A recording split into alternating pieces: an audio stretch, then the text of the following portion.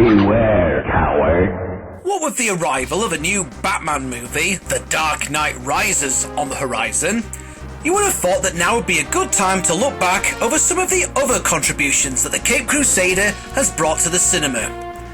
Unfortunately, Warner Bros. Tend to be complete dicks when it comes to having footage of any of their properties on YouTube. So instead, we thought we'd take a look back over some Batman video games instead. After all, there are a couple of new Batman games to be released soon, including Lego Batman 2 DC Superheroes, and the brand new spanking, fully fledged, nice and shiny Game of the Year edition of Batman Arkham City. Hello, I am the Big Daddy D, and this is the history of Batman video games, Part 1. The first Batman video game I played was Batman the Caped Crusader on the trusty old Commodore 64. With this game, you actually got two adventures in one against the Penguin and another against the Joker. To be honest, it didn't really matter which one you chose as the two games looked virtually identical. So Batman would walk around the place and different locations would pop up in their own screens, which I suppose was meant to make this look more like a comic book. I could see the effect they were going for here, but it just gets really annoying after a while. What was even more annoying was that Batman was a complete and utter wimp in this game. Oh yes, he could punch and he could kick, and he could also lob his trusty batarang once he got hold of that. But could he actually knock any of the bad guys out? No. Come on you fucker, I'm trying to knock you out! If that wasn't enough, other enemies to look out for included toy planes and bats that took a shit on you. No, I'm not kidding. Needless to say, I soon got fed up of this game, so I never got to the end. However, that did stop this game from being released on a range of other formats, including the Commodore Amiga, the Amstrad, the Apple II, and the ZX Spectrum, all with different levels of, graphical quality. Still didn't improve the game, though. If you were a Commodore 64 owner, then you were better off with the video game adaptation of the Tim Burton-directed Batman movie. To be honest, a lot of the Commodore 64s came bundled with the Hollywood Collection pack, in which you'd get Batman the movie, RoboCop, Ghostbusters 2, and Indiana Jones. So straight away you had 4 corking games to start your Commodore 64 collection off with. There was also a Batman bundle for the Amiga A500 as well. Why am I mentioning this? Well, because when Batman Arkham City first got released, they were doing Xbox 360 bundles as well, including a limited edition Batman branded console.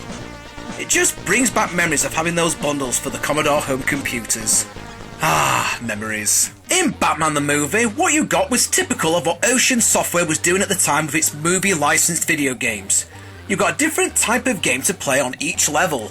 Levels 1 and 5 was a platform beat-em-up, with Batman making his way around Axis Chemical Factory and the Gotham Cathedral, using his grappling hook to get around and punching or batarang the odd bad guy here and there. Level 2 was a driving game in the Batmobile, Level 3 was a puzzle game, and Level 4 was another vehicle-based level, but this time you were in the Batwing. To be honest, the platforming levels of this game were far better than the vehicle-driving, puzzle-solving ones. They were a bit of a pain in the arse, to be honest. At the end of the Gotham Cathedral, Joker is trying to escape in his helicopter, but if you shoot him with your grappling hook, he'll fall to his doom, just like in the movie. Although I'm a bit puzzled as to why he's wearing grey instead of purple. Overall, not a bad game at all. Certainly a lot better than Batman the Caped Crusader. And just like Batman the Caped Crusader, Batman the movie was on a crap load of other formats, including the Commodore Amiga, ZX Spectrum, Amstrad, and there was even an arcade version of the game. It was also released on the Sega Megadrive. However, although this was highly regarded when the game was originally reviewed, it did only have a limited commercial release, due to Nintendo having the exclusive rights to the character on home consoles at that time. So by the time that Batman came out on the Mega Drive, it was almost too late to cash in on the popularity. I don't even think the game got an official European release, as the only copies I could find were American or Japanese imports. The Batman game on the Nintendo Entertainment System was a different kind of game to the one that arrived on the other home formats. This had gone for a more Ninja Gaiden type platformer. Batman even had the same kind of wall jumping abilities that Ryu Hayabusa did. All the levels were platform-based this time, and you actually got a proper final battle with the Joker at the end. Although, for some reason, he was twice as big as Batman. What? He was also armed with that long pistol that he had in the movie. And of course, like all NES games at the time, this Batman game was fiendishly difficult, in a way that only a Nintendo 8-bit game could be. Unfortunately, after making a decent couple of Batman games, a lot of the other Batman titles that followed after that were nothing more than a big steaming pile of batshit. Next up was Batman Return of the Joker. Yep, they couldn't even be bothered waiting for the movie sequel. If the previous Batman NES game was like Ninja Gaiden, this one was more like Mega Man. Batman is basically running around shooting baddies with a gun with infinite ammo. Okay, so maybe in some of the earlier comic books Batman did use a gun and often killed criminals, but that was before the character was more fleshed out and before his backstory was established. By the time this game was brought out, the film had been released and we knew of Batman's origins, that his parents were killed when he was a child and that he just doesn't use guns. It's as simple as that. The levels of this game were often a complete clusterfuck of obstacles to avoid, and it got far too difficult far too quickly.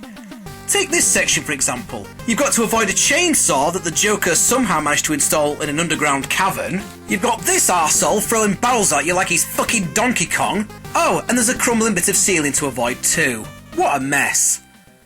If that wasn't enough, this game was also released on the Sega Megadrive under the title Batman Revenge of the Joker. Return? Revenge? Make up your bloody mind. Now, this never got an official release over here in the UK, which is a good thing, because although the game might look better than its 8-bit brother, it probably plays worse. In fact, some of the hardest things to kill were those bloody gargoyles. Come on, die you bastard! Luckily, the Batman game started to get better again when the second movie, Batman Returns, came out at the cinema. Batman Returns for the Super Nintendo was a final fight type scrolling beat-em-up, where the Dark Knight beats the shit out of the Penguin's goons. You could throw them into park benches, windows, even each other. Batman also had an assortment of gadgets he could use as well. The only downside to this was that the game was for one player only. After all, couldn't Catwoman have been used as a second player? There was also a NES version, but this had been rather dramatically scaled down from its 16-bit brother. The Mega Drive version was quite different, in which it was another platformer like the previous Batman games. Although Batman could now glide around the place, which is something he did in the movie. But to me it just felt like the programs were playing it safe here, not really trying anything new. The Mega CD version was virtually identical, except it also had a number of cutscenes and Batmobile driving sections. And to be honest, these got a little boring after a while. It wasn't only the Batman movies that got the video game treatment. The animated series would soon follow as well, with The Adventures of Batman and Robin for Mega Drive and SNES. The game had some superb cartoony graphics and great animation that looked just like the TV series it was based off. Again, it was another platform-based scrolling beat-em-up like a lot of the other Batman games, but there were a number of sections that required some brain power rather than all-out brawn, just like Batman himself. This game came out for the Mega CD as well, and just like it did with Batman Returns, it was exactly the same game as its Mega Drive brother, just with cutscenes and, yet again, Batmobile driving levels. Now, if The Adventures of Batman and Robin had been the last Batman game of the 8-bit and 16-bit era, then the era would have ended on a high note. But no. After a good run of Batman games, it all went to shit again, with Batman Forever. This game was put together by Acclaim, the same guys who did Mortal Kombat, and you could tell, really, because rather than creating something new, they used the same engine as what they did with Mortal Kombat. Yep, Batman does leg sweeps, roundhouse kicks, and uppercuts just like Sub-Zero and Scorpion do on Mortal Kombat. The only difference is that Batman doesn't pull out an enemy's spinal cord and shove it up their bottom. Anyway, as a result, it would take ages to knock out even the most common of foes. Jesus Christ, come on! Not to mention that the controls for using your bat, rope and hook firing thingy were a complete pain in the arse to use. In fact, this game was notorious for its badly designed, severely broken controls, and did we really need to see Batman shooting something white out of his crotch? By this point, Batman was also making his way onto the next generation of consoles, mainly the Sony PlayStation and the Sega Saturn. Would The Dark Knight fare any better on these machines? No. Batman Forever, the arcade game, returned Batman to the world of the final fight-type scrolling beat-em-up.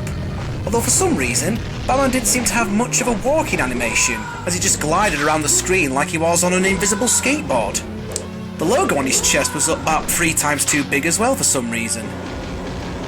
This game soon becomes repetitive and boring after the first 10 minutes, to be honest, and no amount of fancy visual sights can save it. We've seen baddies being lobbed at the screen before with Turtles in Time. Come on. Batman would then make the jump from flat 2D platformers and beat-em-ups to 3-dimensional worlds to explore. Batman and Robin for the Sony PlayStation gave us bats walking around streets, beating up clowns, and because we all loved those boring as hell Batmobile driving sections on the Mega CD versions of Batman Returns and the Adventures of Batman and Robin, we had more Batmobile driving levels on this game as well.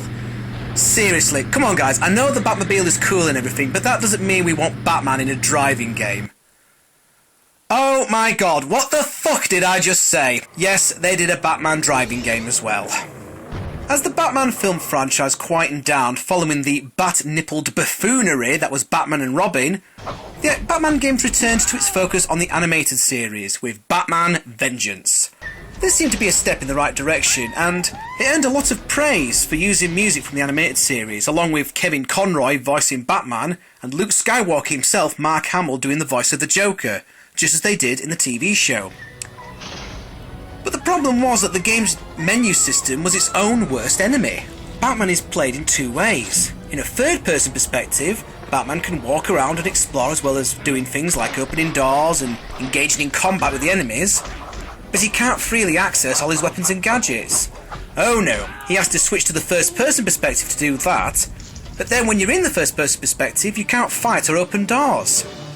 Why have these 2 different control schemes if you're just going to limit what the player can do?